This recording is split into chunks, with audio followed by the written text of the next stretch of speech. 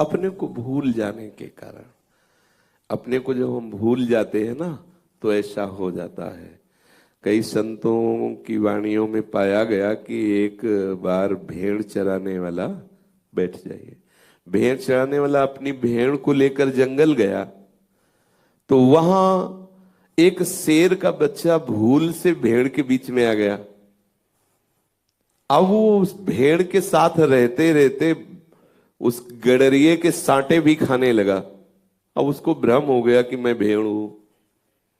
अब जब वो जवान हुआ तो भेड़ और सिंह में अंतर होता है, पर वो अपने अंतर को नहीं पहचान पाया और वो जैसे भेड़ों को डांटता गडरिया वैसे ही वो डांट खाता रहा।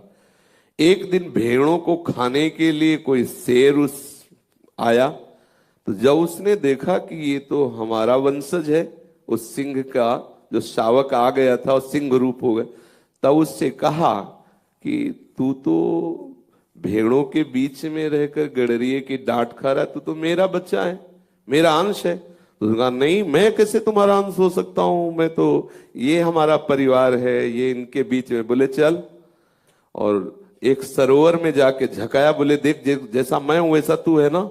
बोले हाँ। बोले अब मैं बोल रहा हूं, और दहाड़ मारी। बोले तू भी ऐसे बोल। जो भी बोला दहाड़। बोले देख मेरी आवाज तेरी आवाज, मेरा रूप तेरा रूप, मतलब तू मेरा है। अब तू जा उस भेड़ों के बीच में मार दहाड़। तो जे दहाड़ मारा तो गडरिया मूर्छित हो गया, भेड़े भाग गई। ठीक हमारी यही दशा है।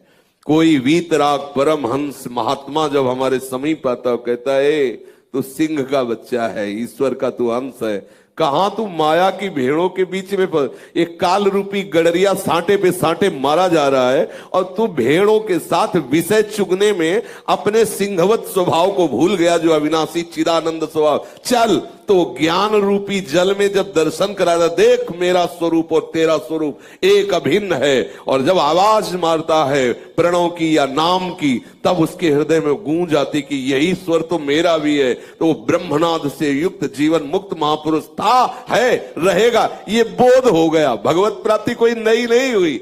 नष्टो मोहा स्मृति लब्धा, याद आ गई मारी दहाड़ तो न कोई माया है न कोई फसाव है, न आनंद मगन होकर चाह मिटी चिंता मिटी, मनुआ बेपरवाह, जिनको कछु न चाहिए वो साहन के साह।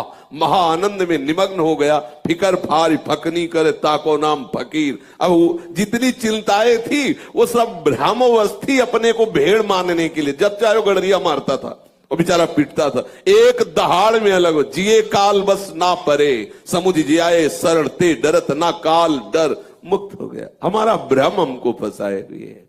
मान लिया दूर से रस्सी ऐसे थी कि अरे ये तो सांप, अब एक कदम नहीं चल सकते, और हमें लगता है वो फुफकार कर काटने आ रहा है, जबकि वो बिल्कुल रस्सी है। ऐसे ही सच्चिदानंद भगवान के सिवा न कुछ था, न है, न रहेगा। जब किसी ने जाना तो यही जाना, जड़ चेतन जग जीव जत सकल राम मैं जानी, प्रभु के सिवा कुछ नहीं। फिर मुझे ये भय, फिर मुझे काम क्रोध लोभ मोह मद मत्सर जितने भास रहे, ये भ्रम के कारण भास रहे। जैसे लड़ाई झगड़ा मित्रता शत्रुता सब स्वप्न में देखा, और जगह तो अकेले हम थे, कोई नहीं था, ना कोई शत्रु था, ना मित्र था, ना कोई। ऐसे ही जब जगोगे तो आप देखोगे केवल परमात्म तत्व है, जानत तुम्हें तुम्हें हो जाए, कोई दूसरा है ही नहीं। समझ पा रहे हो? ये माया का भ्रम हो गया है। तो हम सत्संग के द्वारा इस भ्रम का निवारण करें।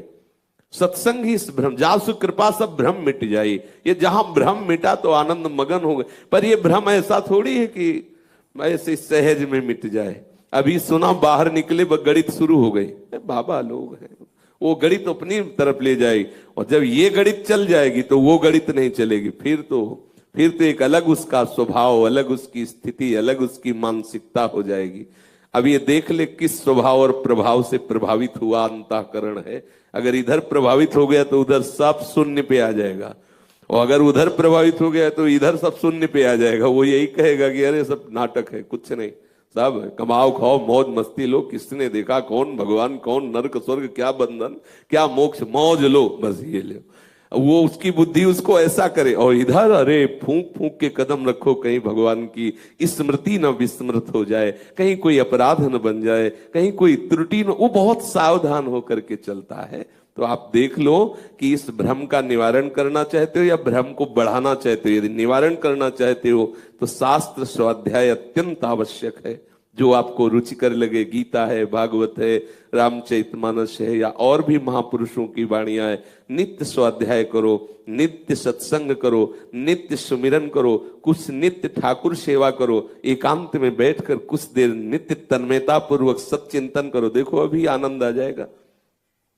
ये 5 चीजें जरूर होना चाहिए प्रत्येक साधक या प्रत्येक मनुष्य के जीवन में। शास्त्रों का नित्य स्वाध्याय होना चाहिए, गुरुजनों की, आराध्य देव की नित्य सेवा होनी चाहिए, इष्ट के मंत्र का नित्य सुमिरन होना चाहिए, एकांत देश में बैठ करके नित्य सत्य चिंतन में डूबना और सुमिरन में थोड़ा अंतर है। जैसे हम सुमिरन करते हुए कोई भी सेवा कर रहे हो, डूबने में होता है कि शरीर को निश्चेष्ट करके कुछ क्षण एकांते सुखमास्यताम, सुखासन में बैठ करके सुखपूर्वक अपने चित्त को लय करना, नाम में, मंत्र में, रूप में या स्वरूप में, जैसी जो गुरुदेव से आज्ञा मिली हो, ये जरूर है। स्वाध्याय, सुमिरन, सत्संग, सेवा और समाधि, जब तक ये 5 स्थितियां अपने जीवन में हम नहीं लाते हैं तब तक हमें माया बख्शती नहीं है। हम इन 5 सकार चूर्ण से अपने उदर को जैसे ठीक करते हैं, ऐसे हम भवरोग से मुक्त हो सकते हैं। स्वाध्याय शास्त्रों का, सुमिरन ठाकुर का और सत्संग संतों का, और हमारे हृदय में सेवा भावना, माता पिता, गुरुजन, इष्ट, ये सब एक ही श्रेणी में आते हैं, इनकी सेवा। फिर एकांत में कुछ क्षण बैठने का अभ्यास होना चाहिए। कभी 24 घंटे में कुछ ऐसा क्षण जिसमें कोई भी विषय चिंतन नहीं, कोई भी क्रिया नहीं, शांत बैठ करके एकमात्र आराध्य देव का चिंतन, चाहे वो आराध्य देव आत्मस्वरूप हो, चाहे वो प्रियालाल हो या नाम हो, मंत्र हो, जिसमें अपनी भावना हम डुबो सके, ऐसा करना चाहिए।